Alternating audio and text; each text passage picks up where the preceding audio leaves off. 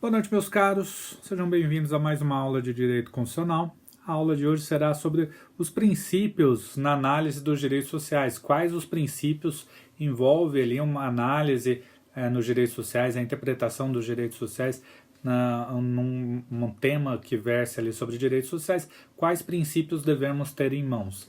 E basicamente são três princípios, lógico, há vários outros, mas três princípios específicos aí da análise dos direitos sociais, que é o princípio da reserva do possível, o princípio do mínimo vital e o princípio da vedação de retrocesso social. Então, três princípios: princípios da reserva do possível, princípio do mínimo vital e princípio da vedação de retrocesso social.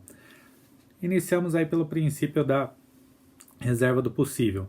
O que é o princípio da reserva do possível? O princípio da reserva do possível é uma limitação fática.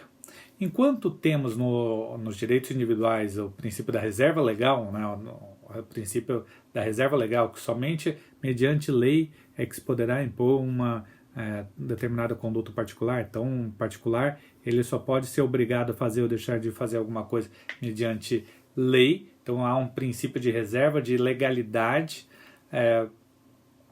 No princípio, na análise dos direitos sociais, há o princípio aí da reserva fática, né?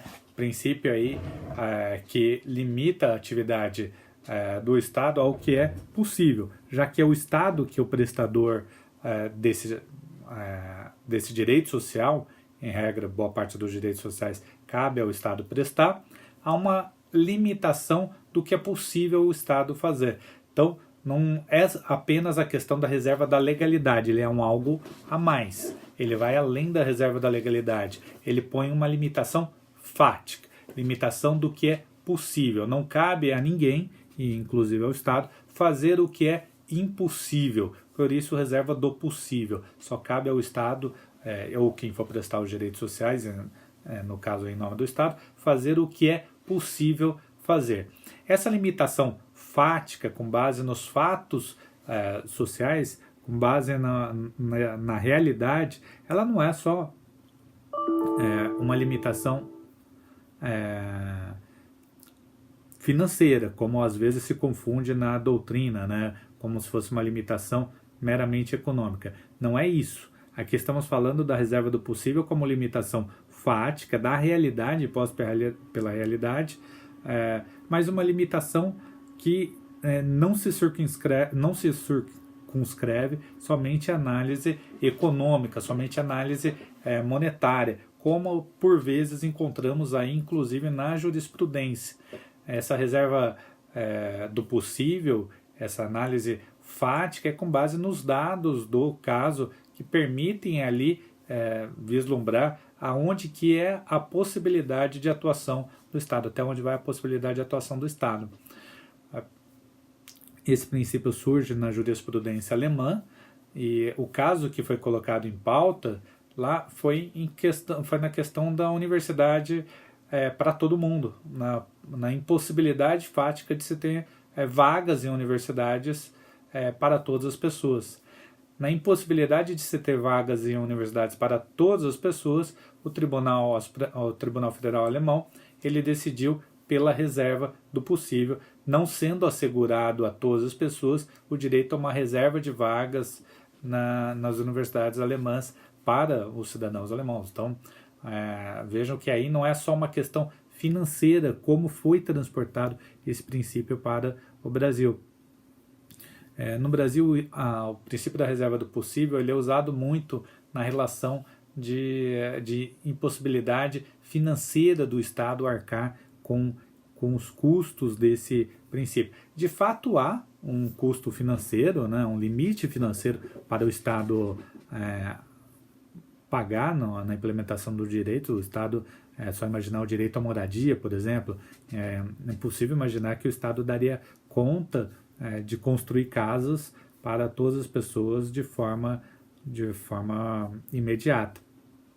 Então, como isso não seria possível, existe aí a questão dessa limitação orçamentária do Estado agir em benefício de todos, de pronto, de forma imediata. Então, o que se tem ali é uma análise do que é possível o Estado fazer dentro das possibilidades postas dentro das verbas orçamentárias colocadas. Mas temos que ter em mente que não é só questão orçamentária, é limitação fática, é uma limitação jurídica e também financeira. Só imaginarmos, por exemplo, a questão de transplantes. Só tem órgão para ser transplantado se as pessoas doarem órgãos.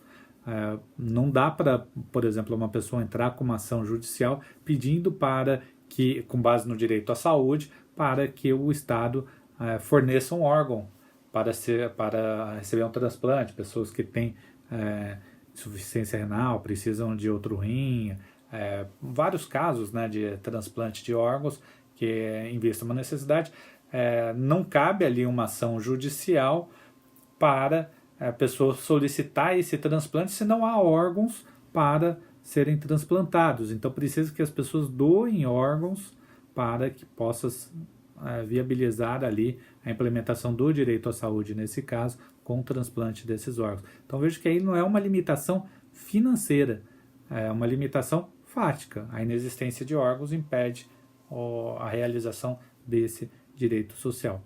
Mas essa questão da reserva do possível é muito usada na questão de medicamentos, na concessão de medicamentos, na judicialização da saúde pública, né? O judiciário tem decidido, inclusive um voto dos ministros do Supremo, tem entendido que há uma inversão do ônus da prova ali, né? Quem tem que provar a inexistência de verbas orçamentárias é o Estado e não o particular. Cabe ao particular exigir ou requerer a prestação a entrega do medicamento, a entrega de algum medicamento que vai sanar esse problema de saúde, e caberia ali ao Estado, na impossibilidade de prestar esse serviço por conta de ausência de recursos orçamentários, provar especificamente aonde que está essa impossibilidade de cumprimento, aonde que falta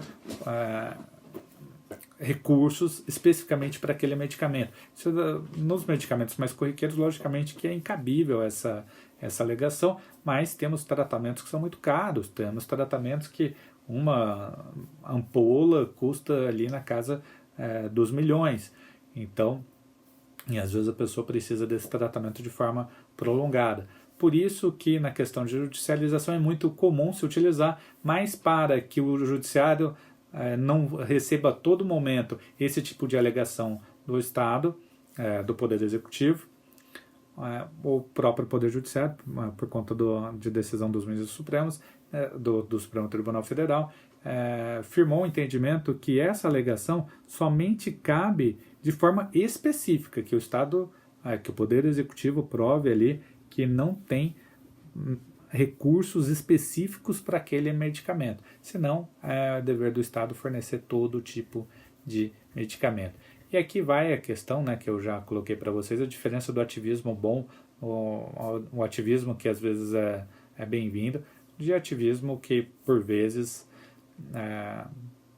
violam ali toda a técnica constitucional, né? Em algumas medidas, o fato do judiciário impor ali que o Estado atue, que o Poder Executivo atue para implementar o direito à saúde, entrega de medicamentos, por vezes é muito bem-vinda, isso faz com que o Estado atue. Vários protocolos clínicos do Poder Executivo acabaram sendo mudados por conta de adoção de ações judiciais, em que acabaram impondo ali ao Poder Executivo a entrega de determinados medicamentos, quando, lógico, aprovados pela Anvisa.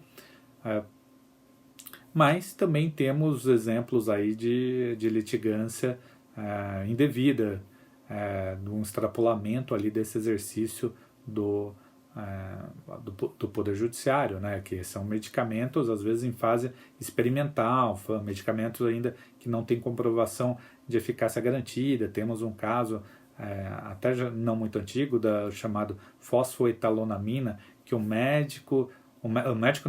professor de química da Universidade de São Paulo começou a testar em pessoas, um verdadeiro absurdo, e ele divulgou isso como se tivesse descoberto a a cura do câncer, e várias pessoas começaram a entrar, imagina, no câncer, uma doença terminal, várias pessoas começaram a ingressar em juízo para pedindo essa droga, essa fosfetanolamina, pedindo que fosse entregue.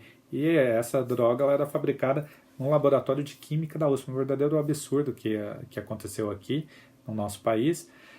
E várias liminares foram concedidas. Por sorte conseguimos reverter essa situação, até porque poderiam se colocar em risco a vida dessas pessoas, já que não se sabia a eficácia e a contraindicação que esse medicamento teve.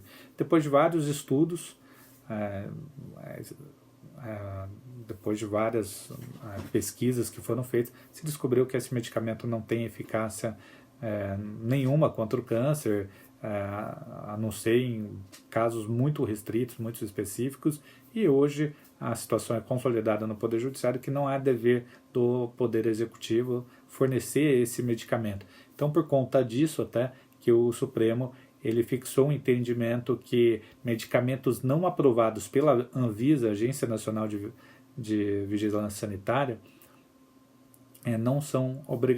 não é de obrigação do Poder Executivo fornecer. Então, o Executivo tem o poder ali de fornecer somente medicamentos que são comprovados pela Agência Nacional, segundo o entendimento firmado pelo Supremo Tribunal Federal.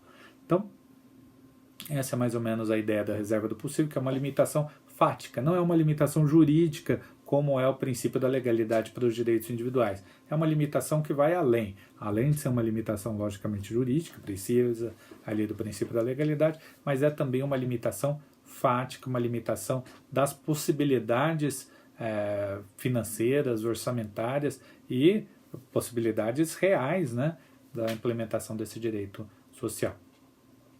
O próximo princípio aí é o do mínimo vital. É um princípio que se relaciona muito proximamente ao princípio da dignidade da pessoa humana. É o princípio que prevê ali, como característica própria dos direitos sociais, estabelecer um mínimo, um piso, da onde a pessoa não pode ir para baixo. Essa é a ideia, né? É aquele piso da qual nenhuma pessoa poderia ser colocada abaixo dessa situação. Então, o mínimo vital ele visa estabelecer ali um mínimo de sobrevivência para as pessoas poderem ter uma vida minimamente digna. Há uma doutrina que diverge ali sobre a acepção do mínimo vital, colocando como diferenças entre mínimo vital e mínimo necessário. Enfim, não vou entrar nessa celeuma, porque me parece que o importante aqui é entender que o mínimo vital ele é um mínimo necessário para que a pessoa tenha uma vida digna, né? Não é só alimentação, é todo aquele rol dos direitos sociais, direito à alimentação, direito à cultura, direito à educação, direito à moradia e por aí vai. Então é o mínimo que a pessoa precisa para ter uma vida digna, e não só o mínimo para a pessoa sobreviver. Então essa me parece que é o norte que a gente deve perseguir, é o mínimo para a pessoa ter uma vida digna, ok?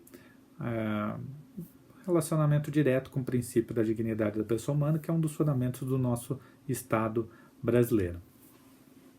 Como último princípio aqui na relação dos direitos sociais, temos o princípio da vedação de retrocessos sociais. Então, o princípio de vedação de retrocesso. Ele está ligado diretamente àquele princípio que consta, né, na Carta dos Direitos Sociais, Econômicos, Culturais, lá no artigo 2º, que eu falei para vocês na aula passada, que diz da progressividade dos direitos sociais. Então, para retomarmos, quantos direitos civis e políticos são implementados de plano na visão do Pacto dos Direitos Sociais, Econômicos e Culturais, esses direitos têm que ser implementados de forma progressiva, têm que ser concretizados de forma progressiva. E como esse pacto internacional da ONU, ele prevê essa implementação progressiva, a ideia é que ele não seja regressivo, que não seja regredido. Direitos que já foram implementados e concretizados não podem ser retroagidos. É difícil falar nesse princípio, no momento em que vivemos, né, que alguns retrocessos sociais têm sido verificados, né, com algumas reformas, reformas trabalhistas, previdenciárias, enfim, que geram, evidentemente, algum retrocesso nos direitos sociais. O que a doutrina tem que ser colocada é que para ter algum retrocesso, tenha medidas de compensação, ou seja, tenham medidas que compense ali o retrocesso que vai ser implementado. Então, o princípio de vedação de retrocesso é um princípio que visa impedir ali um retrocesso social puro e simples, né? Se caso tenha necessidade de gerar ali algum retrocesso social, alguma perda de direitos sociais, em especial para a população que mais precisa, deveria ser ali prever medidas de compensação a esses direitos, a perda desses direitos. Então, esse princípio visa, na verdade, que os direitos sociais sejam ampliados, né? Eles visa impedir que haja retrocesso e, com isso, os direitos sociais sejam cada vez mais ampliados e atendendo a maioria, ou pelo menos a maior parte da população. Aqui é interessante a gente trazer como análise uma emenda constitucional que foi aprovada em 2016, a emenda constitucional 95, que ela fixa o teto dos gastos públicos. Leia-se, teto dos gastos públicos é o teto dos gastos sociais, o teto dos gastos com direitos sociais. Então, essa emenda constitucional 95 de 2016, ela, nos atos das disposições constitucionais transitórias, ela alterou ali o artigo 106 ao 114, impondo um novo regime fiscal para o Estado. E aqui vale o comentário exatamente porque ele trata de perto com essa vedação de gastos, porque como direitos sociais envolve gastos sociais e a implementação desses direitos necessariamente exige ali um volume de gastos significativos, se você colocar um limite para esses gastos, se você colocar um teto para esses gastos, significa que esses direitos sociais não poderão ser aumentados, não poderão ali ter um aumento, ter uma melhoria. Terá que se fazer a mesma coisa com os mesmos recursos ou, na medida do possível, melhorar com os mesmos recursos, que acaba sendo uma dificuldade muito grande, né? Entrega de remédio. Como que você entrega medicamentos se você não tem dinheiro para comprar ou, enfim, não tem recursos ali para aumentar vagas em escolas? Então, são muitas limitações que somente poderiam ser melhoradas ou ampliadas com, sim, recursos públicos, recursos sociais. O que faz essa emenda? Ela altera, né, o artigo, ela inclui ali nos artigos 106 a 114 dos atos das disposições constitucionais transitórias um congelamento dos gastos sociais, somente podendo ser corrigido pela inflação durante 20 anos. Então ela coloca que durante 20 anos, 20 exercícios financeiros, os gastos públicos fiquem congelados, não podem ser aumentados os gastos públicos, salvo pela correção da inflação. Então, imaginando que o país teve ali um PIB positivo, teve um aumento no PIB, esse cálculo do aumento do PIB é feito deduzindo, né, a inflação. Então, se o país cresceu 1%, 2%, isso é sempre acima da inflação. Então, corrigindo pela inflação, se o país tem aumento de 1, 2, 3%, esse 1, 2, 3% é sempre acima da inflação. Esse aumento de PIB, ele não pode ser revertido para os gastos sociais.